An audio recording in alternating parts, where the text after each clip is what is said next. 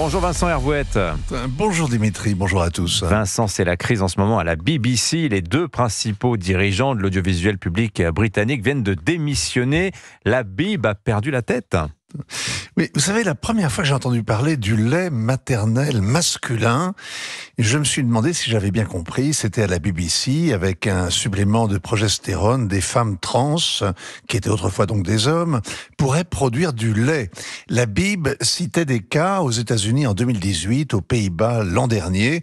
Pas assez de lait pour nourrir un chérubin, mais c'était quand même une super nouvelle, un progrès de la civilisation. Alléluia!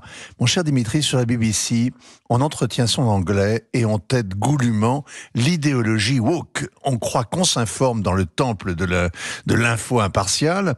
Et en fait, on se conforme aux marottes d'un petit monde bobo, méprisant, gauchiste et plein de préjugés. Outre le militantisme trans, la Bible a deux marottes, deux obsessions, Gaza et Donald Trump. Alors en effet, le traitement du conflit israélo-arabe est très critiqué. Un collectif d'avocats britanniques appuyé par une vingtaine de scientifiques et le recours à l'intelligence artificielle a passé à la moulinette 8 millions de mots employés dans les journaux et reportages BBC dans l'année qui a suivi le 7 octobre. On découvre ainsi qu'Israël est associé à crimes de guerre à 127 reprises et le Hamas 30 fois seulement. Qu'avec l'accusation de génocide, Israël est cité 283 fois, le Hamas 19. Que pour la violation du droit international, Israël obtient 167 citations contre 27 au Hamas. Depuis, il y a eu la dénonciation de la famine, avec une manip digne de la propagande soviétique, une femme d'une maigreur spectaculaire, car en phase terminale d'un cancer, présentée comme une victime du blocus israélien. Et puis aussi, un jeune de 13 ans faisant visiter Gaza sans qu'il ne soit jamais précisé qu'il est le fils d'un ministre du Hamas. Et on ne parle pas des dérapages permanents de la BBC en langue arabe à l'antisémitisme virulent. Avec Donald Trump, la BBC n'a pas pris de gants non plus.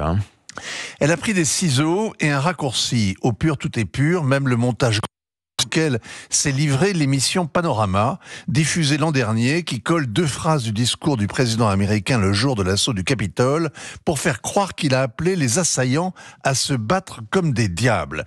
La BBC traite le Donald comme un loup-garou qu'il faut abattre et la fin justifie les moyens. Le poteau rose a été dévoilé par le Daily Telegraph et hier l'affaire s'est emballée. Les avocats Donald Trump ont menacé de poursuites judiciaires qui pourraient coûter au moins $1 milliard.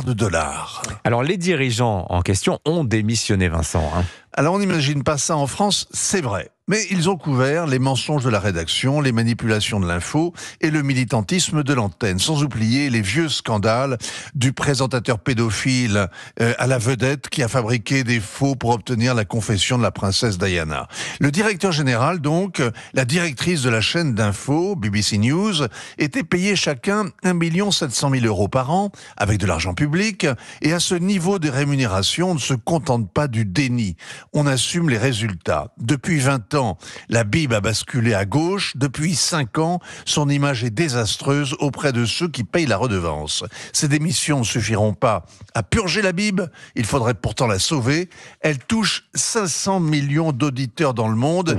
Et c'est donc l'une des seules marques européennes à l'influence planétaire capable de défier les GAFAM. Bon, toute ressemblance avec un service public audiovisuel près de chez vous est totalement fortuite, évidemment.